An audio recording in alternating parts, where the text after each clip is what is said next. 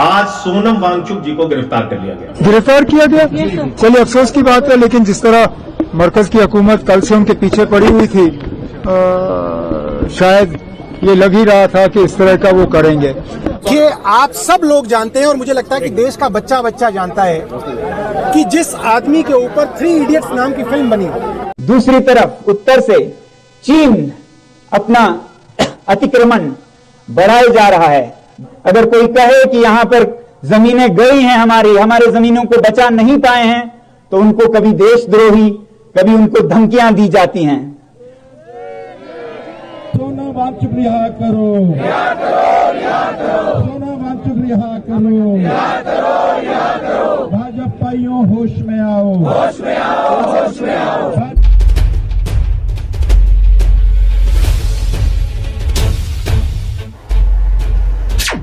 नमस्कार दोस्तों, स्वागत है एक बार आपका फिर से।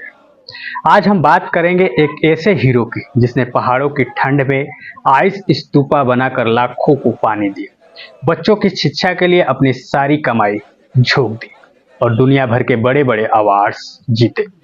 वो मेधावी इंजीनियर जिसने आमिर खान को 3 इडियट्स मूवी बनाने के लिए मजबूर किया।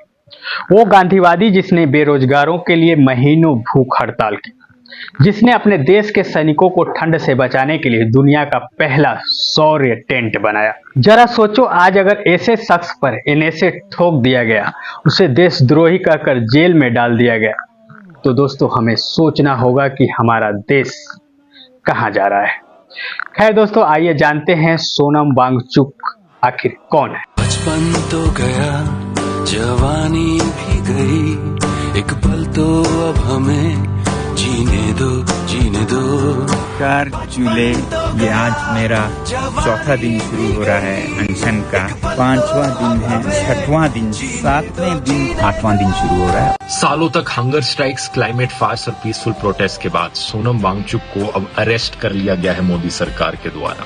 बार की सर्दियों में हमने ये देखा कि जो हमारे सैनिक हजारों में तैनात है गालवान की वादी में, वहां बहुत कड़ाके की ठंड पड़ती है, उन्हें बहुत तकलीफें हो रही हैं। तो हमने इस यूनिवर्सिटी में एक प्रोजेक्ट पे काम करना शुरू किया और प्रोजेक्ट था एक ऐसा तंबू, पैसिव सोलर हीटेड टेंट बनाने का। लद्दाख के ये मैकेनिकल इंजीनियर 1987 में एनआईटी सिलचर से ग्रेजुएट हुए, लेकिन इन्होंने इंजीनियरिंग सिर्फ किताबों में नहीं किया, उसे अपनी असल जिंदगी में उतारी। लद्दाख जैसे रेगिस्तान इलाकों में पानी की भारी किल्लत थी, गर्मियों में नदियां सूख जाती। सोनम ने 2013 में आइस स्तूपा इवेंट किया, एक कृत्रिम ग्लेशियर जो सर्दियों का पानी स्टोर करके गर्मियों में रिलीज करता है। ये इनोवेशन न सिर्फ किसानों को पानी देता है बल्कि क्लाइमेट चेंज से लड़ता है। आज ये तकनीक लद्दाख से बाहर भी फैल रही है।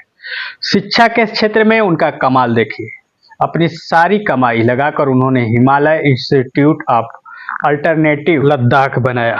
ये एक अनोखा स्कूल जहां बच्चे किताबों से ज्यादा नेचर से सीखते हैं। हजारों बच्चों की फ्री एजुकेशन मिल रही है और ये मॉडल दुनिया भर में काफी हो रहा है। और हाँ, आमिर खान की 3 इडियट मूवी में कुसुम वांगडू का कैरेक्टर बिल्कुल सोनम से इंस्पायर्ड है, यानी 3 इडियट फिल्म इन्हीं के ऊपर बनी है। और सोनम ने खुद कहा है कि फिल्म ने उनकी मिशन को ग्लोबल बनाया। और इतना ही नहीं, लद्दाख में जहां सर्दी के समय सर्दी -20 से -40 डिग्री सेल्सियस गिर जाती है, वहां सोनम वांगचुक ने इस सर्दी से बचने के लिए सैनिकों को दुनिया का पहला सौर टेंट बना कर दिया। अब बात उनके अवार्ड्स की कर लेते हैं। रेमन मैग्सेसे अवार्ड, एशिया का Nobel 2018, Rolex award for enterprises 2016, international Terra award 2016, UNESCO chair earthen architecture 2014, real heroes award 2008, governor medal for education reform 1996, man of the year 2000। ये अवार्ड्स कोई छोटे मोटे नहीं बल्कि ग्लोबल लेवल के। दोस्तों, इसे सिर्फ अवार्ड्स मत देखिए, ये सोनम के डेडिकेशन का प्रमाण है और वो गांधीवादी भी है। 2024 में 21 दिनों की भूख हड़ताल की, लद्दाख को 6 शेड्यूल स्टेटस और बेरोजगार युवाओं के लिए उन्होंने अपना कैरियर छोड़कर समाज सेवा चुनी। अब आप बताइए, ऐसे इंसान को इंस्पिरेशन मानना चाहिए या देश के लिए खतरा? कमेंट बॉक्स में जरूर बताइए। लेकिन दोस्तों, 26 सितंबर 2025 को सब बदल। सोनम वांगचुक को गिरफ्तार कर लिया गया है। दोपहर 2:30 बजे वांगचुक प्रेस को संबोधित करने वाले थे, लेकिन उससे पहले ही गिरफ्तार हो गए। सोनम को लद्दाख पुलिस ने नेशनल सिक्योरिटी एक्ट यानी एनएसए के तहत गिरफ्तार कर लिया। वहीं एनएसए, जो बिना ट्रायल के 12 महीने जेल में रख सकता है, उन्हें लेह से जोधपुर जेल शिफ्ट कर दिया गया। क्योंकि ऑफिशियल कहना है कि उनके स्पीच ने प्रोटेस्ट भड़काए नेपाल बॉर्डर इश्यूज पर। लेह में वायलेंस हुआ, 4 मौतें, दर्जनों घायल, वहां इंटरनेट बंद। लेकिन सोनम की टीम का दावा है कि ये राजनीतिक साजिश है। लद्दाख की ऑटोनॉमी, क्लाइमेट प्रोटेक्शन और लोकल जॉब्स की डिमांड को दबाने के लिए इंटरनेशनल मीडिया जैसे अल जजीरा ने इसे ह्यूमन राइट्स वायलेशन कहा। तो दोस्तों, यहाँ सोचने वाली बात है कि इतने महान व्यक्ति को देशद्रोही कहकर आज जेल में डाल दिया जा रहा है, तो हम और आप किस खेत की मूली हैं?